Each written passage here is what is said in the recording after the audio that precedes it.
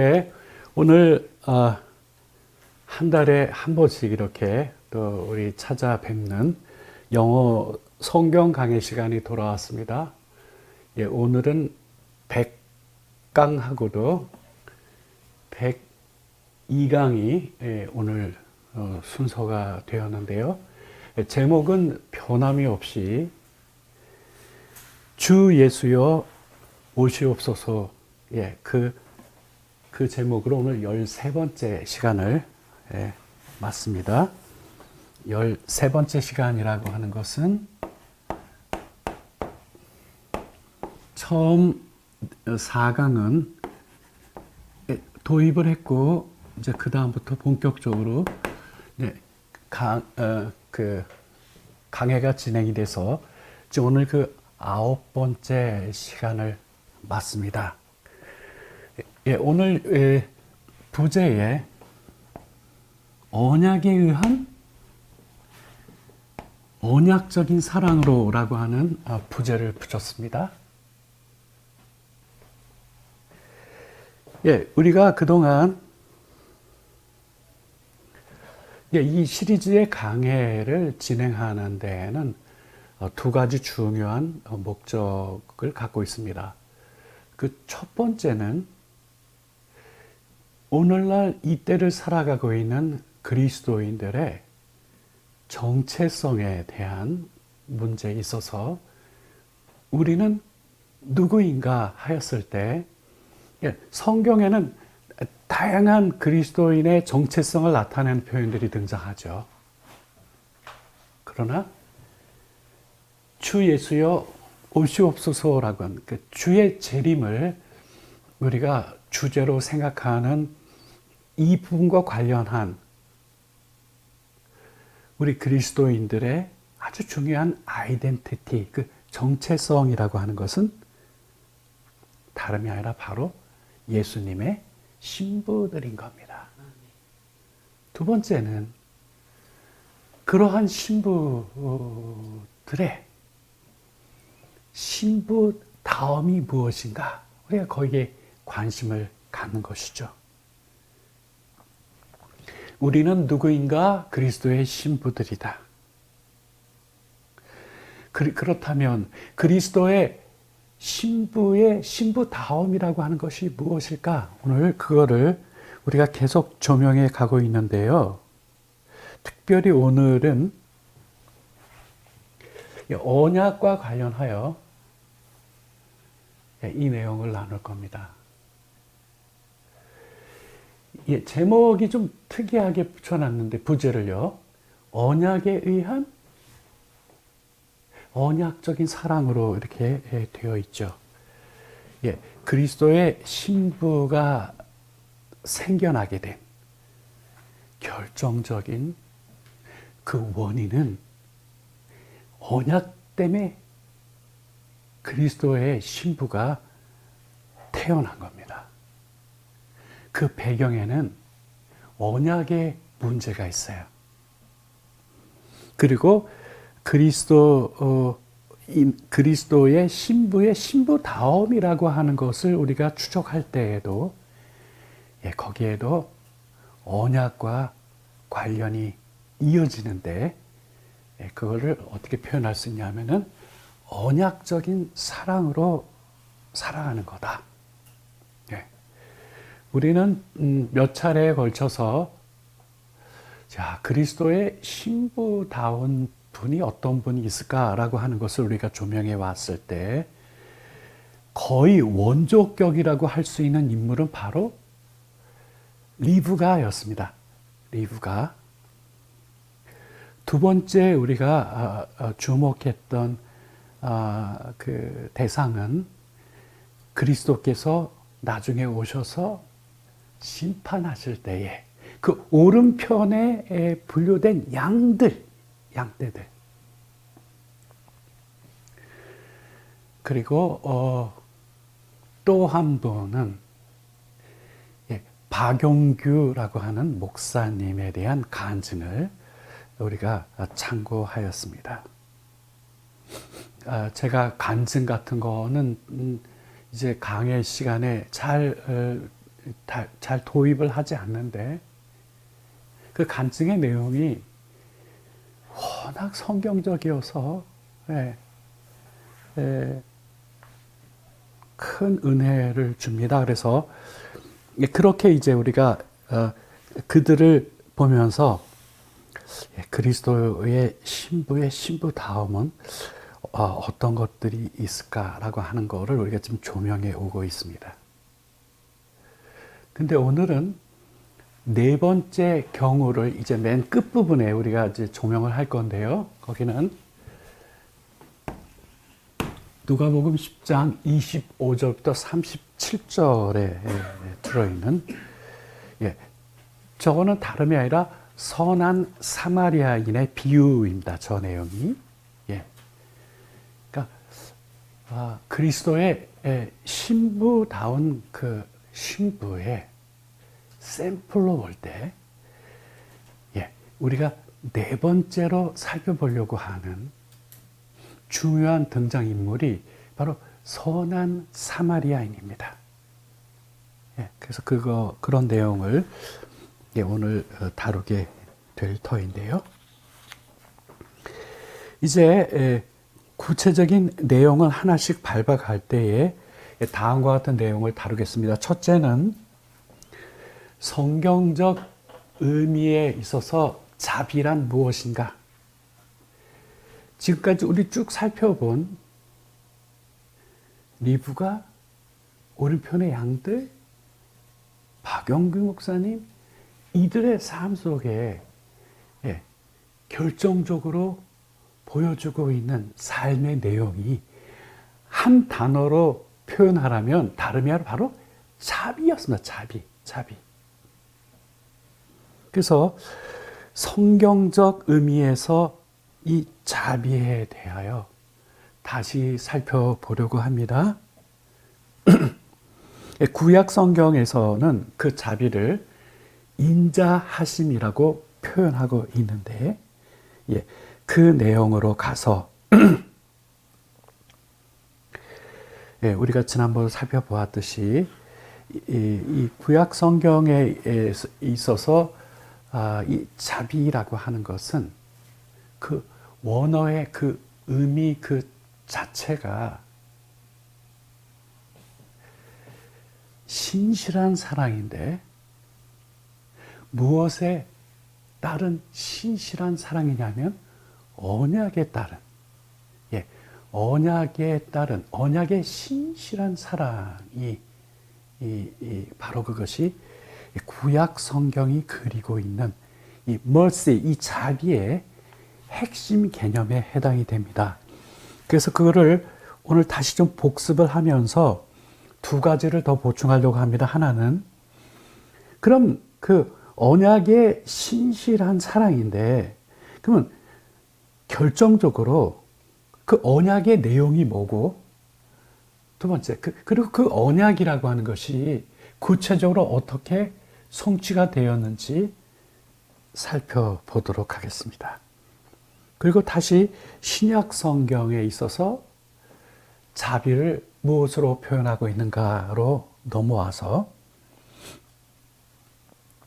우리는 그거를 알아본 후에 아까 말씀드렸듯이 오늘 그리스도의 신부다운 신부의 모습을 보여주고 있는 오늘 네 번째 케이스로 선한 사마리아인의 비유를 오늘 살펴보려고 합니다. 자, 이제 다시금 우리가 지금 다루려고 하는 이 주제와 관련하여 이 시리즈를 우리가 지금 계속 진행하는 그 목표는 두 가지가 가 있다 그랬죠. 첫째와 관련하여 질문은 이렇습니다.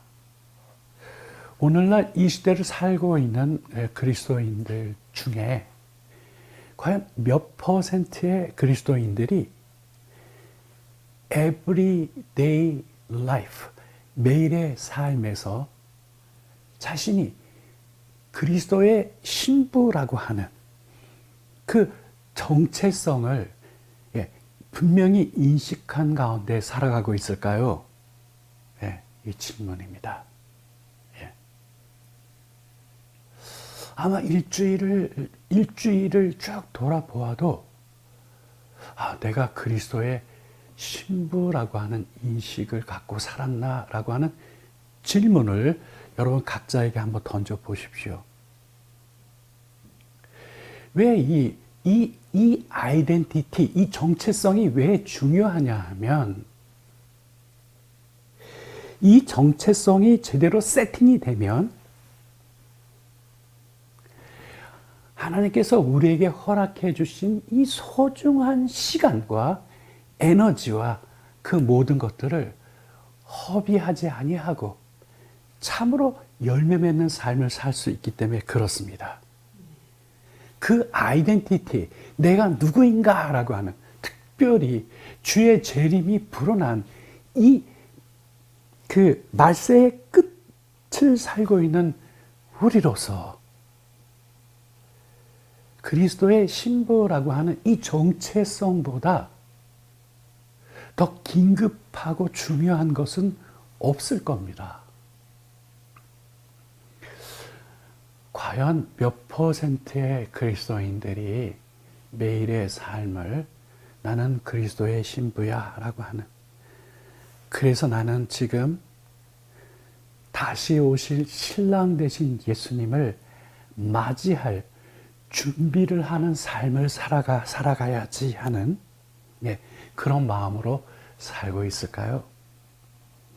두 번째 질문이 이어집니다. 그러면 맞아. 나는 그리스도의 신부야. 그렇게 인식한 분에게 두 번째 질문을 던져봅니다.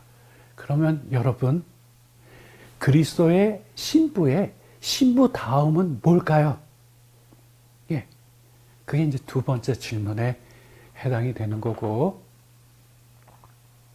우리가 이 시리즈를 통해서 쭉 같이 살펴보고 있는 내용 중에 하나입니다.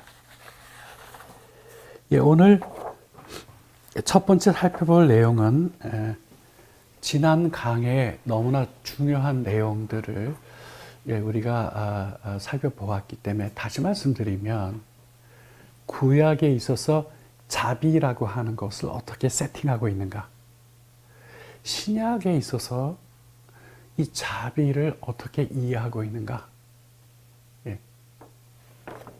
왜냐하면 이 그리스도의 신부의 정체성, 내가 그리스도의 신부다라고 하는 것을 인식을 한다면 당연히 신부다운 신부가 되어야 되죠.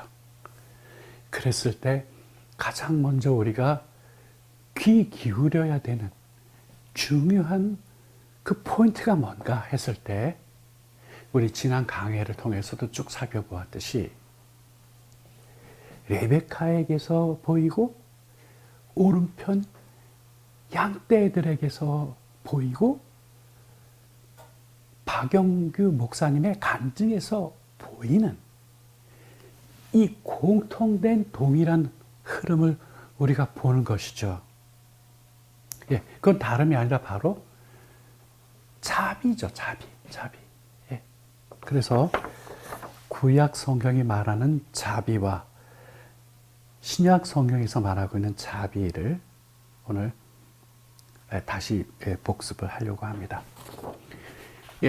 구약에 많은 본문이 있지만 이 본문만큼, 즉 시편 136편, 물론 136편 전체예요.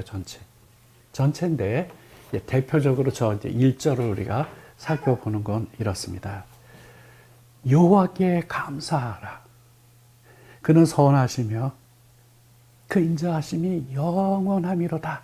이렇게 되어 있습니다. 이거는 세 개의 문장이 나열이 되어 있는데, 영어 성경은 좀 더 논리적으로 이 세 문장의 내용이 전개됩니다. 그래서 그 논리적인 맥락을 살려서 제가 그 본문을 다시 한번 소개하면 이렇습니다. 여호와께 감사하라. 이거는 똑같습니다. 그 다음 우리 한글 성경은 그는 선하시며 이렇게 이어지고 있는데 영어 성경은 이렇게 됩니다. 왜 여호와께 감사해야 되는 그 이유가 나오는 거예요. 왜냐하면 그분은 선하시기 때문이다. 이렇게 나온 거죠. 그리고 이제 우리 한글 성경은 그냥 그대로 병렬 쭉 나열을 해서 맨 마지막 문장이 그 인자하심이 영원함이로다 이렇게 되어 있어요. 영어 성경은 그 앞에 중간 문장에서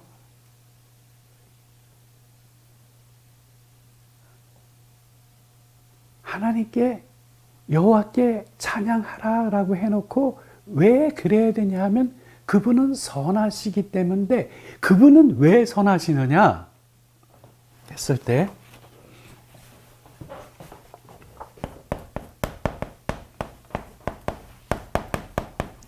His faithful love will last forever.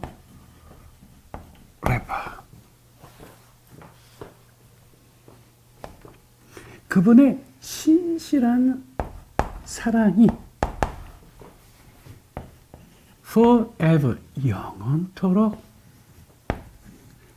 지속될 것이기 때문이다. 예, 그래서 여호와는 선하시다. 그렇기 때문에 여호와를 찬양하라 이게 나오고, 예, 그러니까 이게 키워드입니다. 네. 여러분, 자비라고 하는 것도 넓게 보면 이게 사랑의 표현이에요. 사랑의 표현. 그리고 사랑이라고 하는 것이 다양한 측면이 있고, 자비라고 하는 표현도 기독교에만 쓰고 있는 용어도 아니고, 예, 다양한 스펙트럼에서 이 같은 용어로 다 사용하고 있기에 오늘 자비의 원뜻을 추적하는 이유는 우리 기독교에서 말하고 있는 그 핵심을 다시 한번 포착하려고 하는 것이죠. 그게 필요한 이유는 그리스도의 신부다움과 관련된 핵심적 내용에 해당이 되기 때문에 그렇습니다. 그분의 사랑이 영원하시다는 거예요. 예. 이거를 우리 한글 성경은 그 인자하심이 영원함이로다 이렇게 됩니다. 근데 그러니까 인자하심이라고 표현된 이 부분이 이렇게 신실한 사랑으로 표현이 되어 있고, 예. 이 인자하심이라고는 사실은 이게 자비를 나타내는 표현인데, 예, 이거를 우리 한글 성경은 인자하심이라고 번역했죠. 예. 자, 여기서 우리가 지난 시간에도 살펴보았듯이 그 히브리어의 이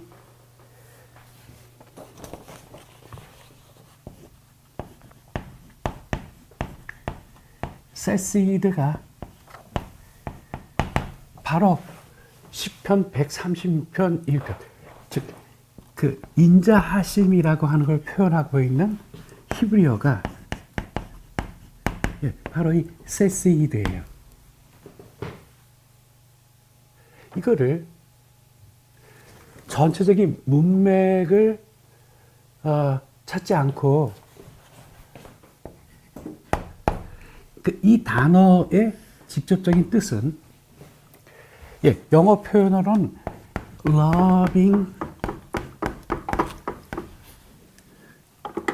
loving kind loving kindness라고 돼 있어요. loving kindness는 뭐냐? 예, 이거는 한글 성경으로는 자애라고 번역할 수 있고요. 예.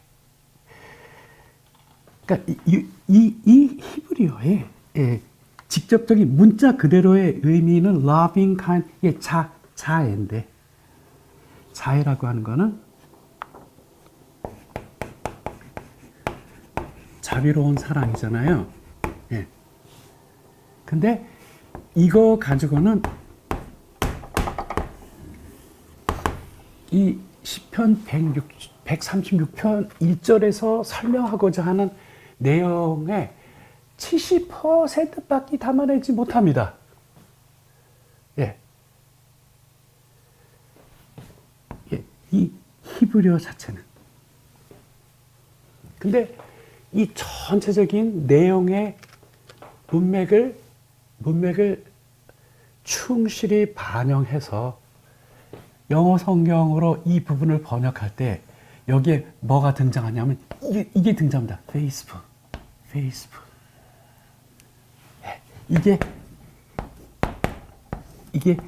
예, 기독교가 말하는 구약 성경이 말하는 자비라고 하는 것은 한마디로 하나님의 사랑을 말하는데 사랑도 어떤 사랑이냐 하면 신실한 사랑이다.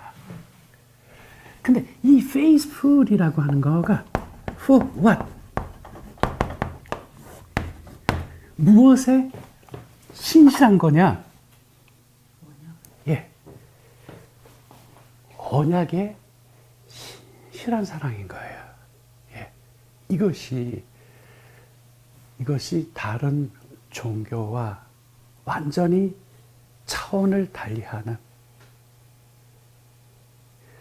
우리 기독교의 즉 구약 성경에서 표현하고 있는 놀라운 내용인 것이죠. 그래서 여러분 이제 질문을 다시 한번 이 시점에서 꼭 질문을 던져볼 게 하나 있어요. 예, 고대 근동에 다양한 민족들이 살고 있었고 그들이 섬기는 신들이 엄청나게 다양하게 많았죠. 그죠? 예, 그 중에 이 이스라엘 하나님의 그 신들과 근동의 다른 신들과 완전히 달리하는 이스라엘 하나님의 그 독특하심이 뭐냐? 예, 그 독특하심이 뭐냐 하면 첫째,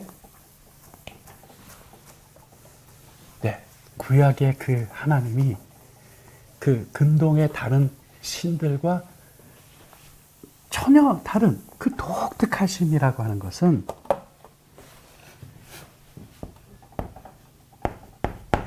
두 가지 특징을 가져요.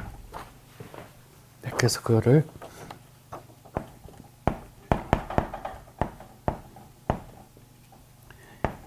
유니크네스라고 하죠. 이게 독특함.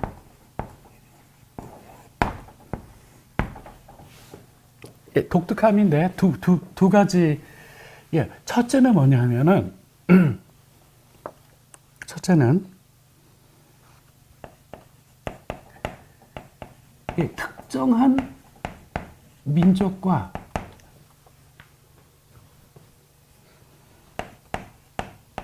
개인적인 언약 관계를 맺으시는 하나님이라는 거예요. 이게.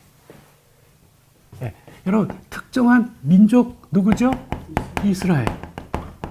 예, 이스라엘 민족과 하나님이 개인적인 언약 관계를 맺으시는 하나님이에요. 두 번째,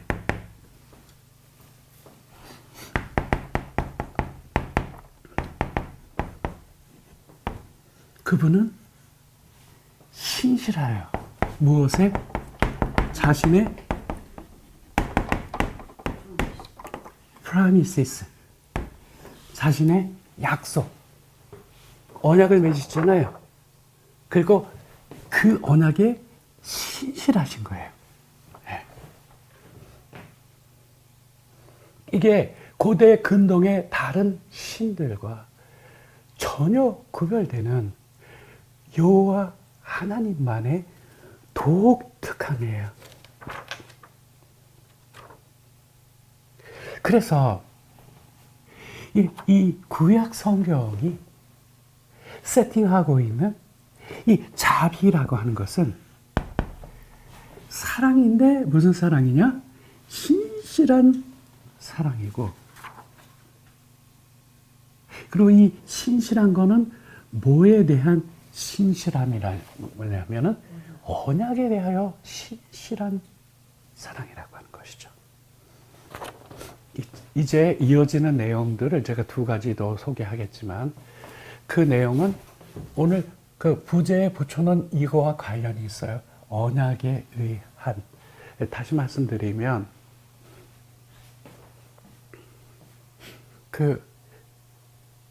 결국은 이스라엘 백성도 뭐 때문에 생겨난 거예요?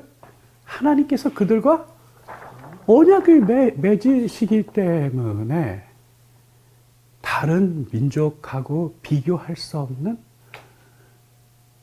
독특한 지위를 하나님 앞에 갖게 된 거예요. 그러니까 왜 여기에 그 언약에 의한이라면은 우리가 그리스도의 신부가 된 결정적인 요인이 뭐냐면 저 언약 때문인 거예요. 언약. 그래서 이제 잠깐 언약의 내용이 많지만 가장 핵심적인 언약의 내용을 우리가 저 본문으로 가서 에스겔 36장 26절과 27절로 가서 저 핵심적인 언약의 내용이 저기 들어있거든요. 자, 구약의 자비라고 하면, 세시드라고 하는 것은 그 하나님의 신실한 사랑이 표현될 때 나타나는 자비인데, 여기 신실한 거는 언약에 대하여 신실한데, 하나님이 무슨 언약을 하신 건가? 그와 관련해서 에스겔서 36장 26절과 27절을 참고하겠습니다. 자, 언약의 내용. 본문이 이렇습니다. 또 내 영을 너희 속에 두고 새 마음을 너희에게 주되 너희 육신에서 굳은 마음을 제거하고 부드러운 마음을 줄 것이며, 26절보다 27절이 더 핵심입니다. 왜냐하면 27절은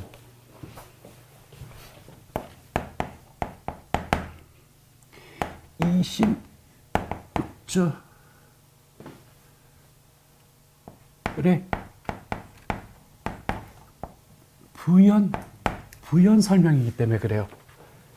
다시 표현을 바꿔가지고 똑같은 내용을 표현하는데, 27절은 26절의 내용을 다시 반복하는데 아주 중요한 부분을 더 구체적으로 표현하고 있는 저 부분이에요. 그래서 27절 속에 뭐라고 들어있냐면은 또 내 영을 너희 속에 두어 너희로 내 율례를 행하게 하리니 너희가 내 규례를 지켜 행할지라 이렇게 되어 있죠. 예. 자, 이거를 영어 성경을 번역한 부분으로 드리려고 합니다. 잘 들어보셔요. 나는 너희 안에 성령을 두어 너희를 변화시켜서 그 결과 너희로 하여금 나의 법에 순종하도록 만들 것이다. 예, 이렇게 나와 있는 내용이에요. 그래서 그렇게 되면 you will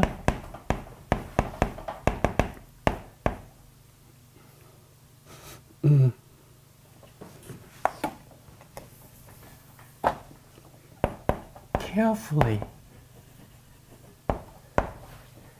obey my commands.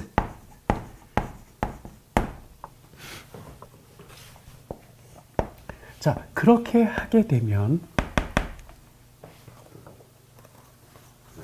예, 성령을 너희 안에 두어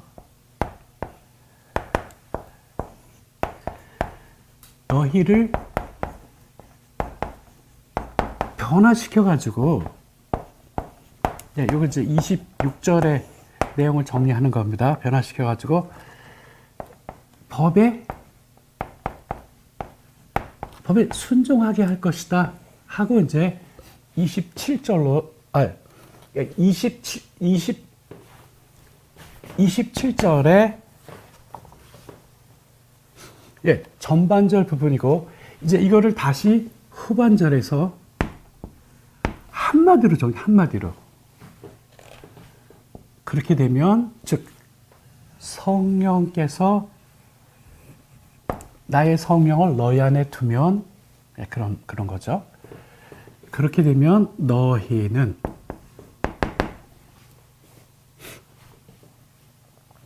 예, carefully 이제 문장 중간에 조동사하고 본동사 사이에 강조하기 위해서 들어가 있는데 이 carefully는 신중하게 my commands 나의 계명에 나의 명령에 will obey 예, 순종하게 될 것이다. 예, 결정적인 거는 이렇습니다.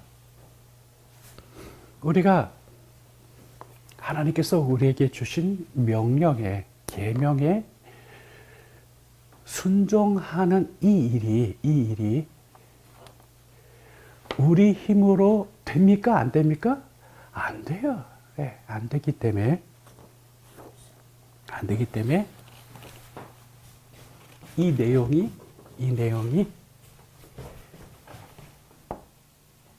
바로 복된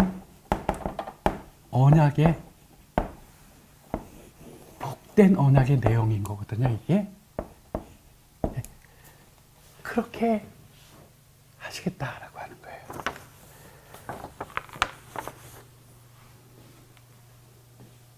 근데 여러분, 성령이 우리에게 내주하게 된 이 사건은 그냥 된 일이 아니에요. 그래서 여러분,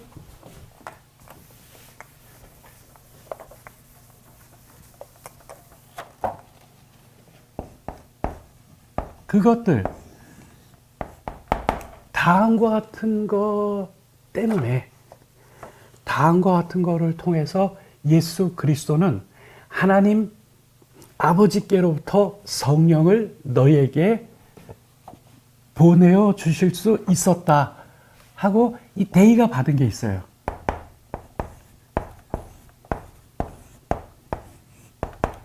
예? 온전한 구속 그리고 부활 그리고 뭐 있죠? 승천.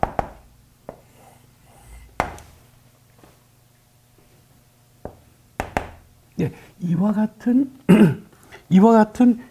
일들을 통해 최종적으로 예수님께서는 하나님 아버지께로부터 그 성령을 우리에게 보내어 주실 수 있게 된 거거든요. 그냥 뚝딱하고 된 일이 아니에요. 예. 그래서 여기서도 보게 되면 하나님이 자신의 언약에 얼마나 신실한 분인지 우리가 깨달아야 돼요. 자, 이 언약의 내용을 통하여 내가 너희에게 나의 성령을 부어주게 되면 너희가 변화를 받아서 나의 계명에 순종하게 될 거야. 다시 말하면 결론적으로 말하건대 너희들은 신중하게 나의 계명에 순종하게 될 것이다. 이게 언약의 내용인 거예요. 에스겔서에 있는. 근데 이 언약은 아버지 하나님과 아들 되신 예수 그리스도와 성자이신 예수 그리스도와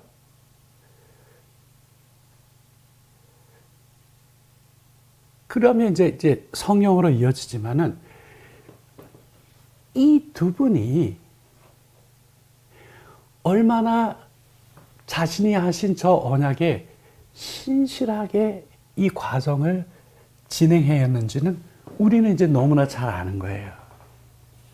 하나님께서 가장 먼저 이 언약을 신실하게 지키기 위하여서 근본적으로는 결국은 우리를 불쌍히 여기시기 때문에 그런 거죠. 예. 그래서 하나님께서 결정적인 사건은요, 그 아들을 이 땅에 보내주신 거예요. 예. 그리고 그분은 오셔서 대속해 주시고 십자가에서 부활하시고 승천을 하셔서 하나님 보좌 우편에 앉으셨기 때문에 그 미션이 다 완성됐기 때문에 누구를 보내주실 수 있었던 거예요? 성령을 우리에게 보내주실 수 있어요. 예. 그리고 이 보내어진 성령의 성령을 우리는 힘입어. 이 무엇이 가능하게 되었냐면은 하나님께서 우리에게 주신 계명을 신중하게 순종하는 삶을 살게 된 거예요.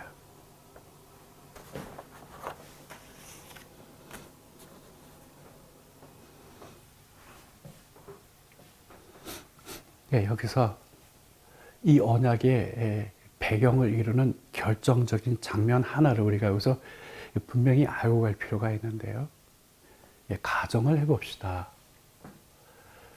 지금 분명히 나와 있듯이 하나님은 성령의 도움 없이는 우리가 이 복된 계명에 순종하는 삶을 사는 것이 가능하다고 보셨어요? 불가능하다고 보셨어요?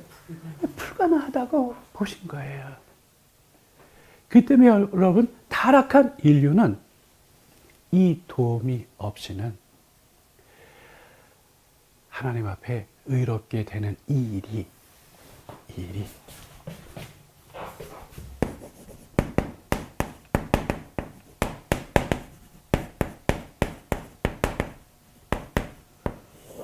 뭐예요?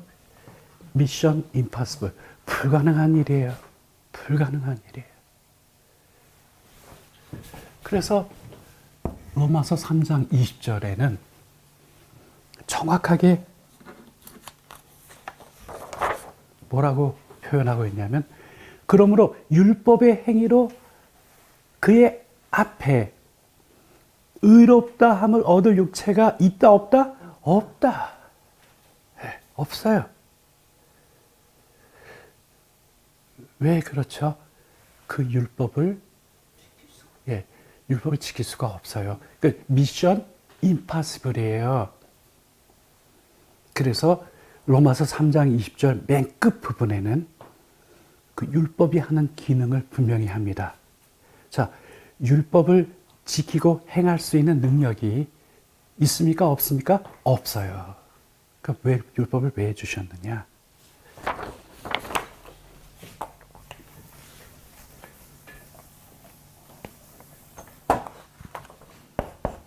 달라. 예, 그 율법은 여기 뭐가 붙냐? Only show. 예, only show us our sin. 율법은 오로지 누구에게? 우리에게 무엇을? 우리의 죄를 예, 나타내 보여줄 뿐이라는 거죠. 예, 이게 예, 율법의 기능인 거예요.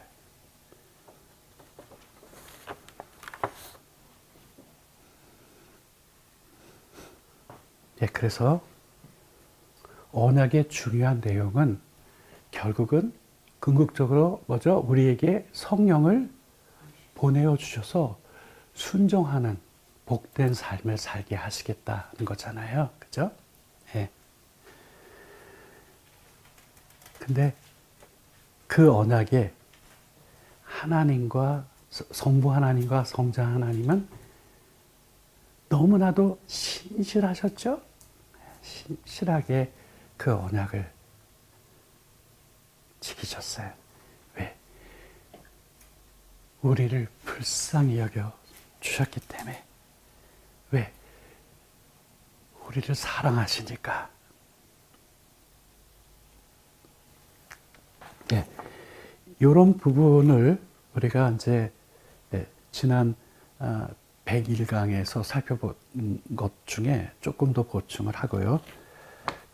다시 신약 성경으로 돌아와서 신약 성경에서도 역시 이 자비라고 하는 구약 성경에는 자비하면 His faithful love로 우리가 이해를 하게 됩니다. 히브리어 세시드의 원 의미가 그런 거예요. 자비인데 우리 한글 성경은 인자하심이라고 표현하고 있어요. 근데 전체의 흐름과 맥락을 제대로 포착한 영어 성경 표현은 그 인자하심을 뭐로 표현하냐? His faithful love, 그분의 신실한 사랑이라고 표현하고 있어요. 신실한데 무엇에 신실하시냐면 자신의 언약에 신실한, 그것이 우리 하나님의 독특한 캐릭터예요. 이제 신약 시대를 들어옵니다. 근데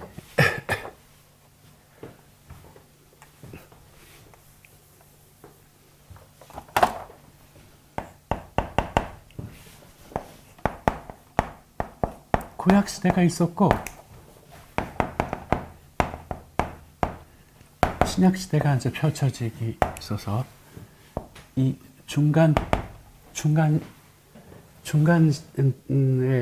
때가 있었죠. 예. 이 중간에 그 나온 성경이 70인역이라고 하죠.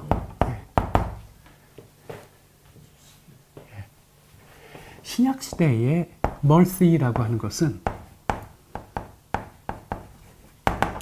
신약 시대의 mercy는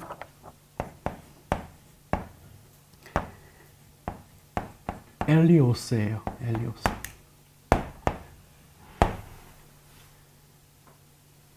이 엘리오스인데 그러니까 이게 mercy예요. mercy. 자비예요. 그런데 여러분, 바로 이 중간기에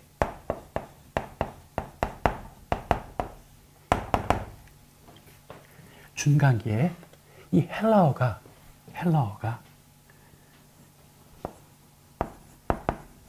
헬라어가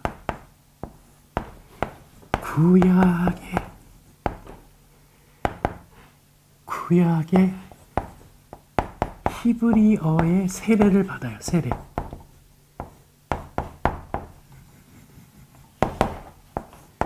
헬라어가 구약의 히브리어의 세례를 받아 이 엘리오스라고 하는 이 멀시가 다음과 같은 두 개의 미닝으로 정착이 됩니다. 하나는 로열티고요. 로열티는 신실함. 하나는 love예요.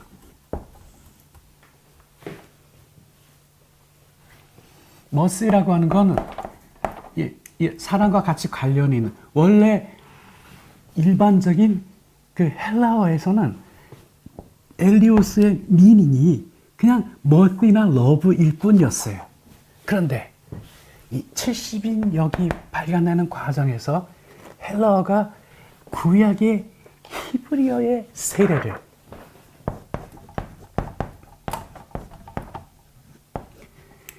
이 세시드의 세례를 받아서 그냥 머시 러브 하지 않고 신실함과 사랑으로 이게 미닝을 포착하게 되는데 여기에 covenant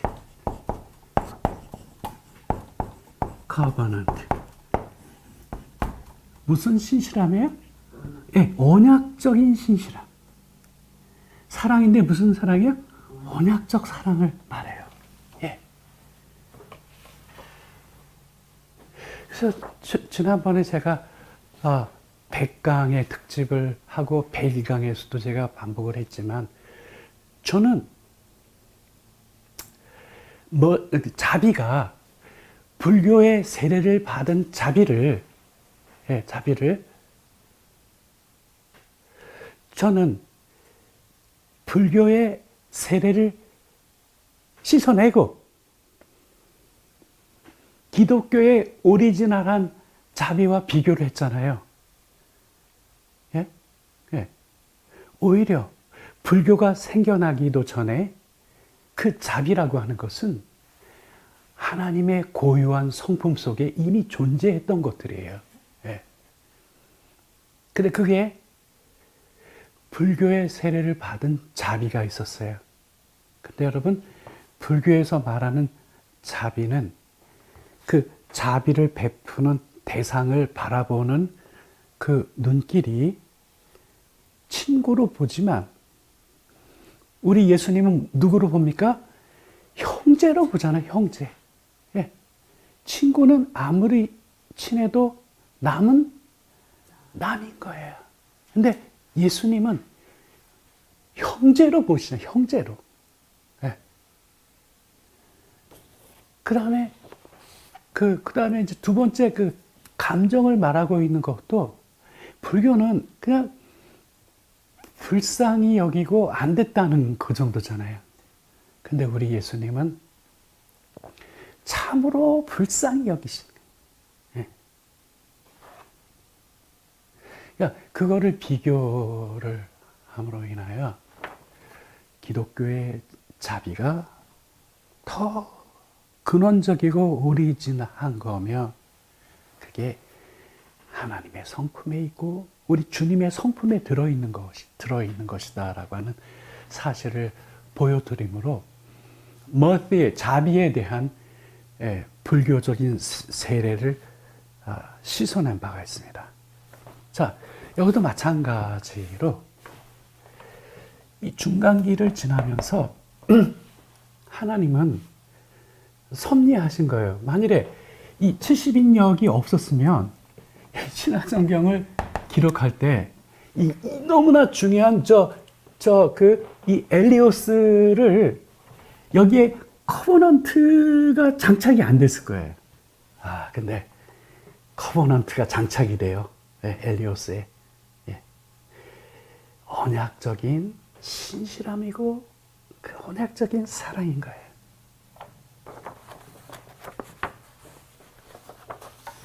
그리고 이제 엘리오스라고 하는 이 단어가 갖고 있는 핵심적인 내용 하나를 더 추가하겠습니다. 이 엘리오스라고 하는 단어가 강조하고 있는 맥락이 있어요. 강조. 그 강조의 맥락이 아주 정말 실감나게 합니다. 네, 여기서 이트라고 하는 거는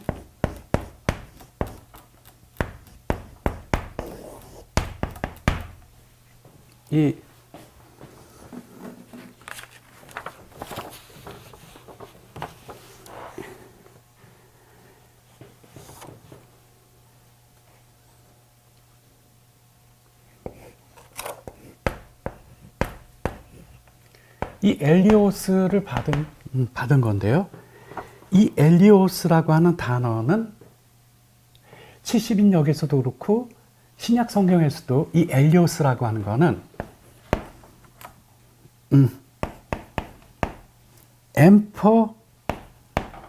emphasizes 강조한대요. 강조한다. 네. 그러니까 이것이 언약적인 신실함이고 언약적인 사랑이잖아요.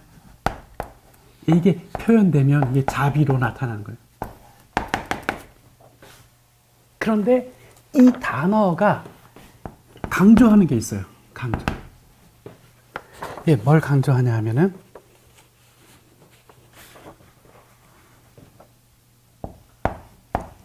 active outward. 액티브라고 하는 거는 뭐예요? 행동으로 옮기다 하는 거고요. 옮기는. 그리고 outward라고 하는 건 눈에 보이게.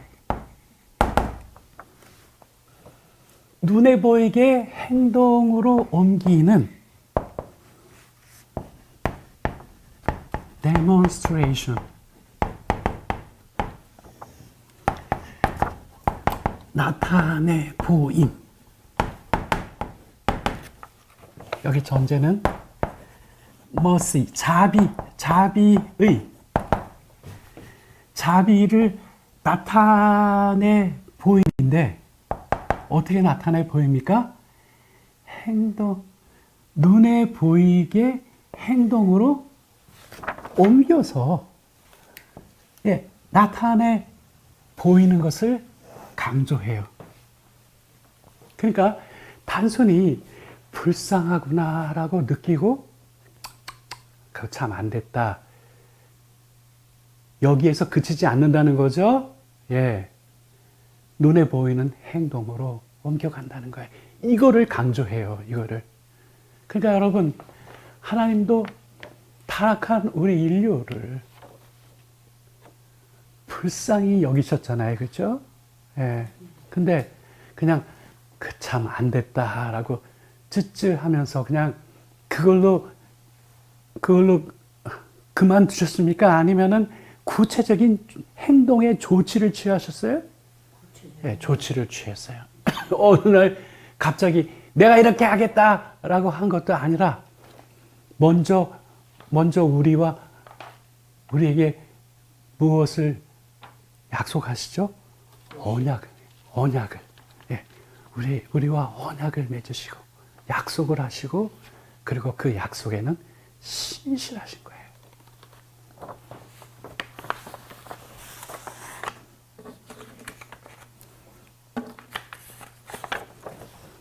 그래서 여러분, 이 로마서 5장 8절로 오게 되면 우리가 아직 죄인 되었을 때에 그리스도께서 우리를 위하여 어떻게 함으로? 죽으심으로 하나님께서 우리에 대한 자기의 사랑 어떻게 해요? 확증하셨느니라. 확증하셨느니라. 단순히 불쌍히 여기시는 걸로 끝나지 않았어요.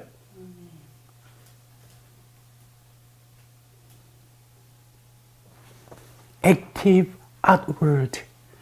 눈에 보이게 행동으로 옮겨갖고 그 자비하심을, 그 인자하심을 나타내 보이셨죠?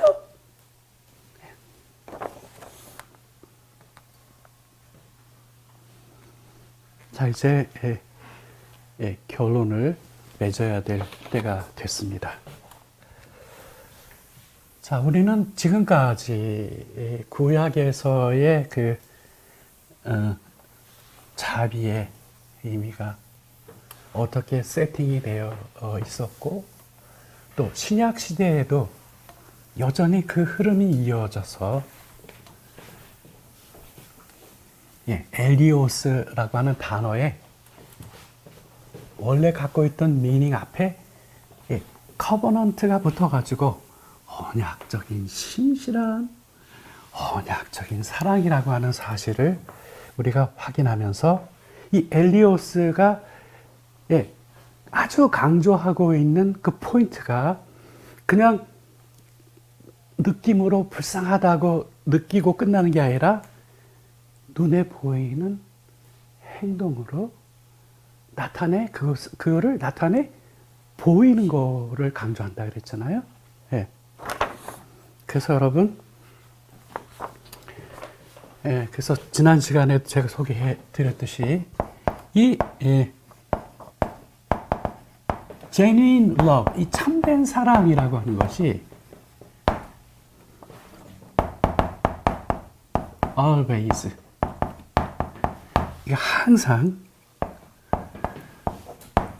supernatural work of God,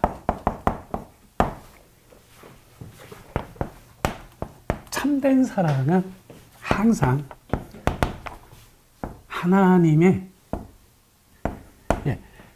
슈퍼내추럴 워크니까 초자연적인 역사이다. 이게 된 거죠. 예.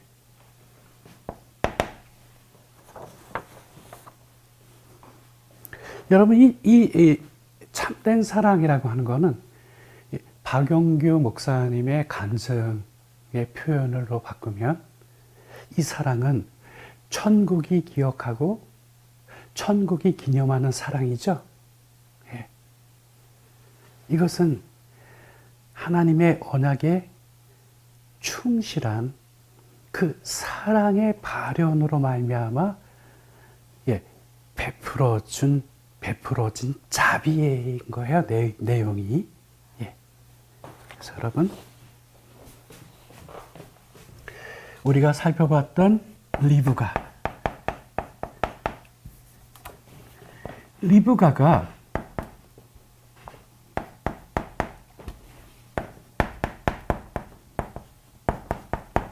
but also be. 여러분, 리브가가 그 조에게만 물을 먹인 게 아니라 누구에게도 10마리의 낙타에게도 물을 베풀었잖아요. 그죠? 예. 그러니까 이 앞에 것까지는 그냥 일상적으로 자연스럽게 있을 수 있는 일인데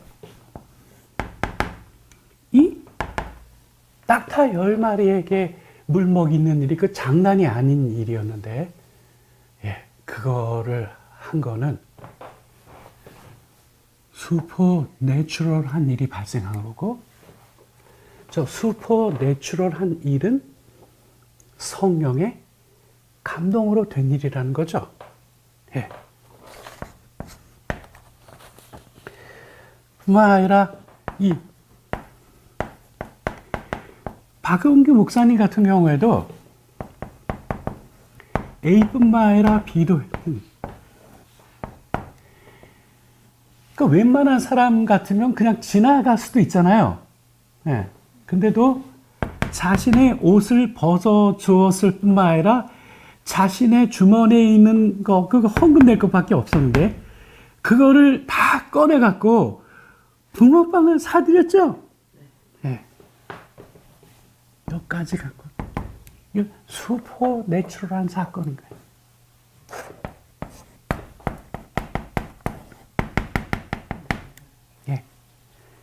양들인 경우는 자신들이 그 일을 자신들이 했다고 인식하고 있지 못한 거죠. 예.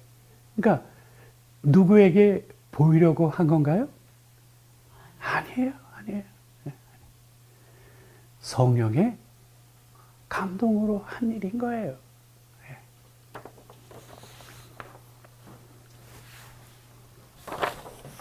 그래서 여러분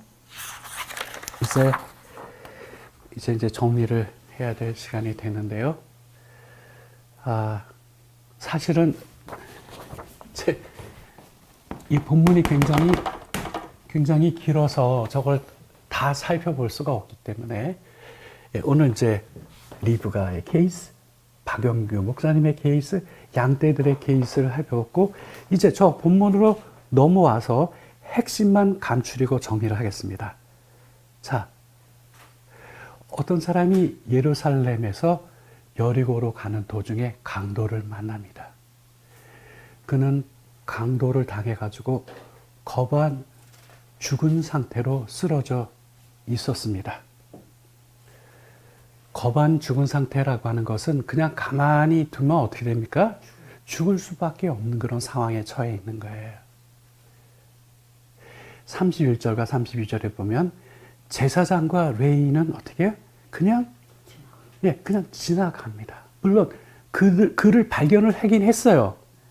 그러나 불쌍한 생각은 들었겠죠. 예. 참 안 됐다 하는 생각뿐이었고 지나갑니다. 근데 33절을 가면 한 사마리아인이 쓰러져 있는 그를 보게 되는데 His heart was filled with pity. 그의 마음이 be filled with는 뭐뭐로 가득 찼다 하는 거고요. 불쌍히 여기는 마음으로 가득 찼어요. 제사장과 레위인은 그냥 안 됐다 하고는 그냥 지나갔지만 그들은 이 불쌍한 마음으로 가득 차지 않았어요. 가득 찼습니다. 여러분 우리가 아까 살펴보았듯이 이 엘리오스라고 하는 이 신약의 자비를 나타내는 이 단어의 핵심 강조점이 어디 있다 그랬어요? 생각만으로 그치지 아니하고 행동으로 눈에 보이게 행동으로 옮겨서 나타내 보이는 거죠. 그래서 34절에 보면 그는 달려가 가지고 그 상처에 기름을 바르고 붕대를 감아준 후 자기 나귀에 태워 여관으로 데려와서 돌봅니다. 그리고 그 다음 날 35절을 보면 여관 주인에게 은화 2개를 건네면서 더 비용이 들면 다시 돌아와서 드릴 터이니 이 환자를 좀 돌봐달라고 부탁합니다. 거기까지가 여기인 거예요. 여러분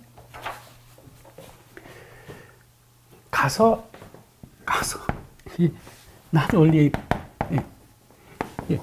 가서 기름을 바르고 붕대를 해갖고 자기 나귀에 태워갖고 여관으로 데려와서 돌본 것까지도 엄청나죠? 근데 뭐라 그래요? 더 비용이 들면 자기가 돌아와서 줄 테니까 돌봐달라 그러잖아요. 그렇죠? 그러니까 이 슈퍼 내추럴한 그 사건이 벌어지고 있잖아요.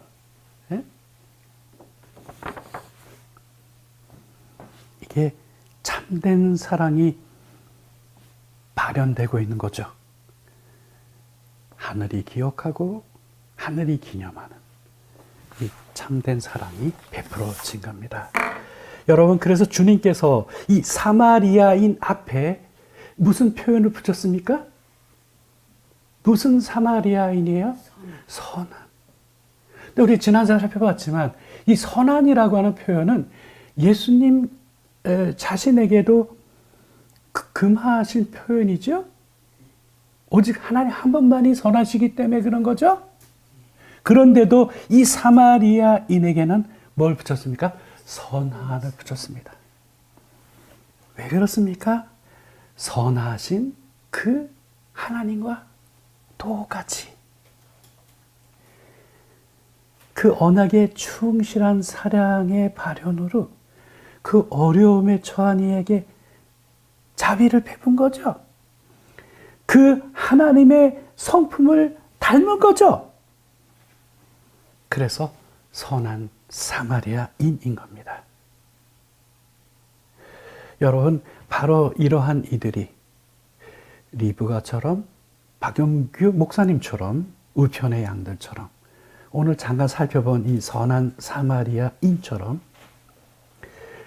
성령의 감동에 이끌려 하늘이 기억하고 기념하는 참된 사랑의 삶을 살아가는 이들이 바로 그리스도의 신부다운 신부인 겁니다. 바로 이와 같은 은혜가 이 강해를 듣는 모든 이들에게 함께 하시기를 주의 이름으로 축원합니다.